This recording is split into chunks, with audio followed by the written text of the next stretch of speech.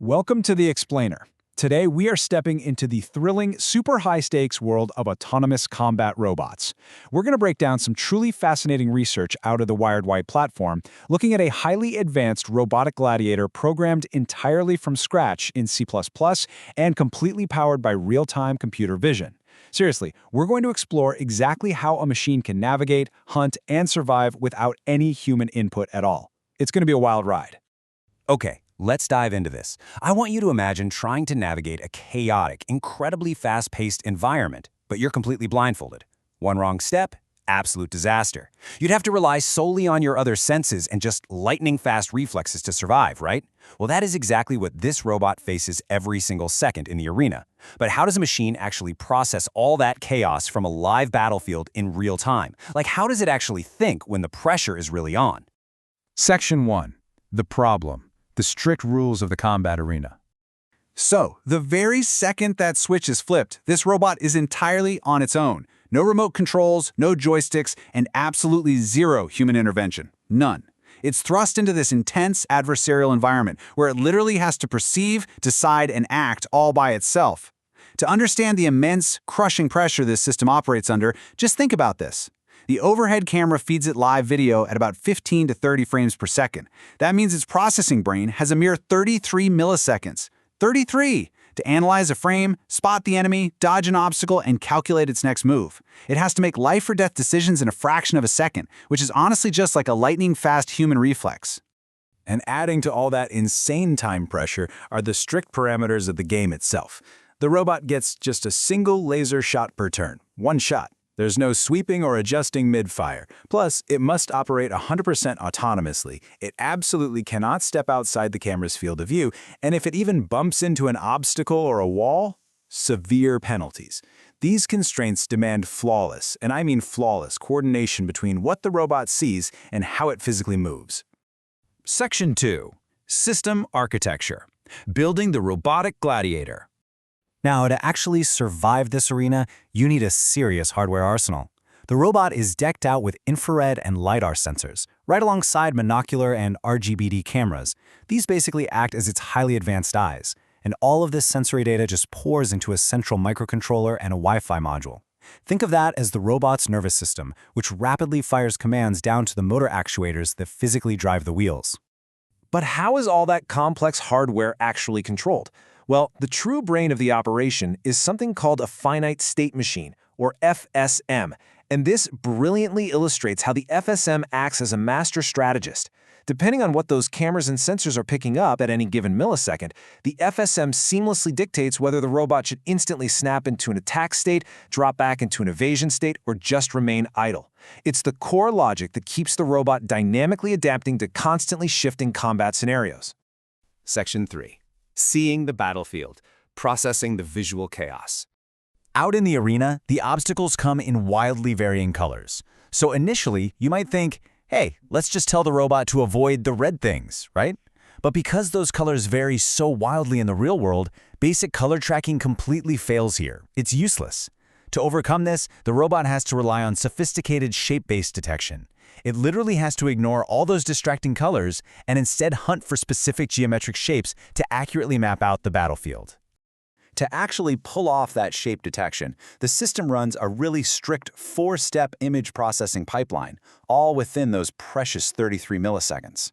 First off, it strips away the color entirely using grayscale conversion. Second, it applies a Gaussian blur. This smooths out the image and gets rid of any visual noise. Third, it uses canny edge detection to sharply trace the outlines of every single object in the arena. And finally, contour approximation steps in to distinguish the round obstacles from the rectangular enemy robots. It's a pipeline that perfectly transforms a totally chaotic live video feed into clean, actionable geometric data. Once the system locks in those clean geometric boundaries, it zeroes in on the exact center point, or centroid, of the opponent robot. By tracking how this centroid moves from one frame to the next, the system builds movement vectors. And here's why that's huge. This doesn't just tell our robot where the enemy is right now. It actually allows it to mathematically predict exactly where the enemy is going to move in the next few seconds. Section 4. Attack and Evasion, the dual strategies of survival. Now, what's really interesting about this slide is how the robot is programmed with two deeply contrasting, almost conflicting directives. Task 1 is just pure aggression, pursuing the enemy, locking onto the target, and calculating the absolute shortest, fastest path to strike. But Task 2 is the complete opposite. It's entirely defensive. It focuses strictly on survival, finding obstacle cover, and hiding to avoid taking a hit. Balancing those two opposing tasks, that is the ultimate key to winning. To balance this smoothly, the system uses a brilliant piece of logic called the potential field algorithm. Now, I know that sounds like a bunch of intimidating technical jargon, but it's actually incredibly elegant. Imagine the enemy robot is a giant magnet, pulling our robot in with a strong attractive force. But at the exact same time, every single obstacle in the arena acts like a reverse magnet, exerting a repulsive force that actively pushes a robot away. This invisible web of push and pull allows the robot to naturally flow toward its target, while effortlessly gliding around barriers. No collisions. So, what does a single offensive turn actually look like in practice? Well, in the attack sequence, the robot first uses that potential field we just talked about to calculate the shortest collision-free path. Then, it uses its centroid tracking to predict exactly where the opponent is going.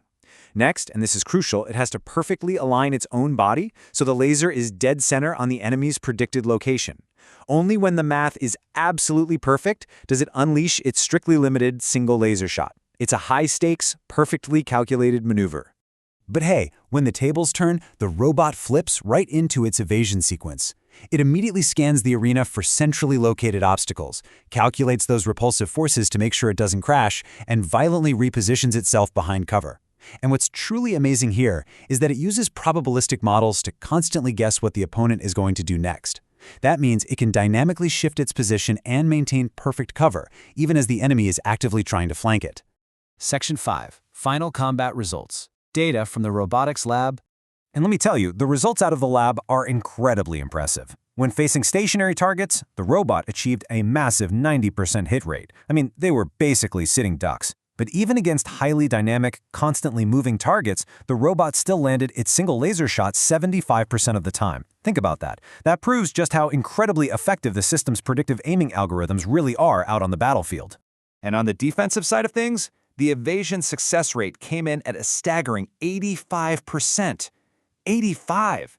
This completely proves that dynamically calculating those repulsive forces to reposition behind central obstacles is a highly reliable, battle-tested survival strategy. So, the crucial point is, when you tally it all up in head-to-head simulated combat against both manual and autonomous opponents, this system utterly dominated. It walked away with a highly impressive 70% overall win rate. Just dominant. But the researchers, they didn't just stop at the baseline tests. They decided to throw unknown variables into the mix. They started dropping in obstacles of completely random and unknown sizes, stuff the robot had literally never seen before. And you know what? The system still conquered the arena without any major performance drops. This proved beyond a shadow of a doubt that this AI truly adapts on the fly. It sees and reacts to the real world rather than just relying on memorizing some static map. Which leaves us with a pretty profound thought to end on today. If this combination of raw C++ architecture and real-time computer vision can be this effective in a high-stakes combat scenario, how might it evolve? I mean, imagine this exact same logic, predicting movement, effortlessly dodging unknown obstacles, making complex decisions in literally 33 milliseconds, but being deployed not for combat but to navigate collapsed buildings, to save lives in unpredictable search and rescue missions. The foundation they've built here is really just the beginning. Thanks so much for joining us on this explainer, and we will catch you next time.